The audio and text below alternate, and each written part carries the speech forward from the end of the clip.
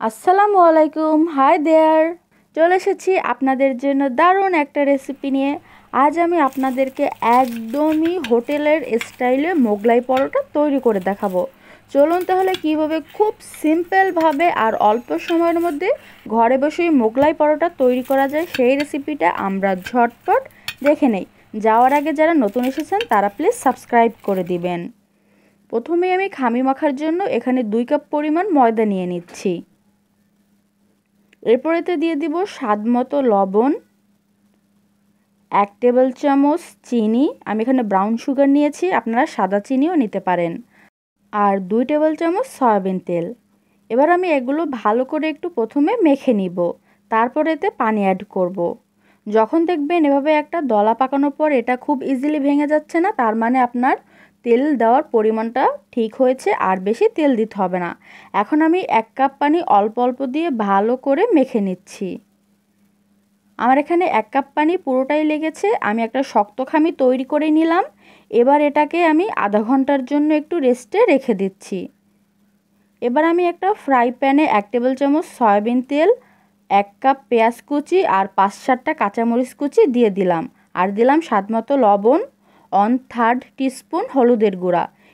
এবার এটাকে আমি হালকা নরম করে ভেজে নিচ্ছি। আমি মিডিয়াম আঁচে এই রান্নাটা করে নিচ্ছি। মোগলাইয়ের মধ্যে যে পুর বা ডিমের খামিটা দেব তার সাথে পেঁয়াজের এই পুরটাও দিতে হয়। দেখুন পেঁয়াজটা একদম নরম হয়ে গেছে, আমি চুলাটা অফ করে দিলাম। এবার এখানে আমি 2টা ডিম ভালো করে ফেটিয়ে নিব। ডিমটা ফেটিয়ে আমি এক সাইডে রেখে দিচ্ছি। এবার চলুন খামিটা দেখে নেই।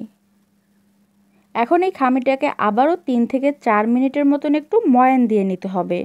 তারপর এটাকে আমরা ডিভাইড করে মোগলাই পরোটাটা বেলে নিব। ভিউয়ার্স, আমার ময়ান দেওয়া হয়ে গেছে। এখন এটাকে আমি 4 ভাগে ডিভাইড করে নেব, আর এটা দিয়ে আমি 4টা মোগলাই পরোটা তৈরি করব। তাই একটু লম্বা লম্বা করে নিচ্ছি, তারপর এটাকে 4 ভাগ করে নিব।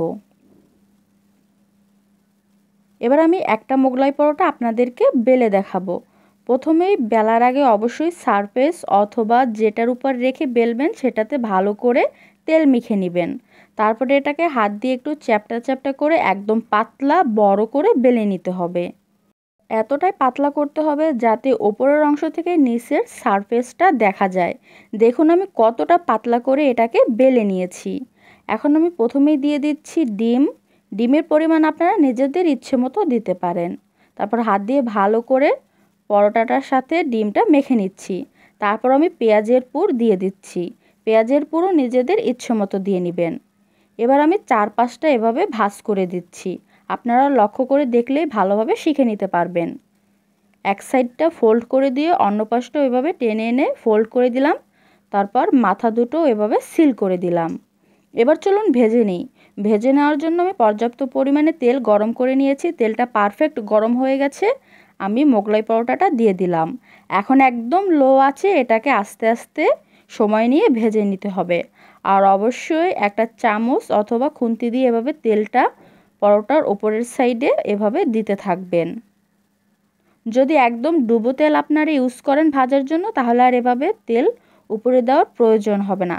তবে অবশ্যই এটা একদম লো আঁচে ভেজে নিতে হবে, তাহলে ভালোভাবে কুক হবে আর এটা অনেক ক্রিস্পিও হবে। তাই অবশ্যই সময় নিয়ে মোগলাই পরোটাগুলোকে ভেজে নেবেন। আমি বারবার এগুলোকে উল্টে পাল্টে দিচ্ছি যাতে 2 সাইডেতে সুন্দর একটা হালকা ব্রাউন কালার চলে আসে, অথবা এটা ডিপ গোল্ডেন কালার হয়ে গেলেও আপনারা তুলে নিতে পারেন। ভিউয়ার্স, আমার প্রথম মোগলাই পরোটাটা রেডি। আমি এখন তেল থেকে এটাকে ভালো করে তেল ঝরিয়ে তুলে নিচ্ছি।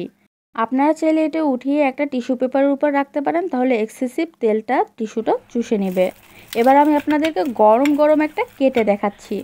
অনেক ক্রিস্পি হয়েছে আর এটা দেখতে কিন্তু খুবই লোভনীয় লাগছে। এভাবে কিন্তু আপনারা খুব সহজে ঘরে বসে কম খরচে এই মোগলাই পরোটাটা তৈরি করে এনজয় করতে পারেন, আর এটা অনেক স্বাস্থ্যকর হবে। সো আর দেরি না করে বাসায় তৈরি করুন, আমাদেরকে কমেন্ট করে জানান। Thank you so much. আজ আসি, আল্লাহ হাফেজ।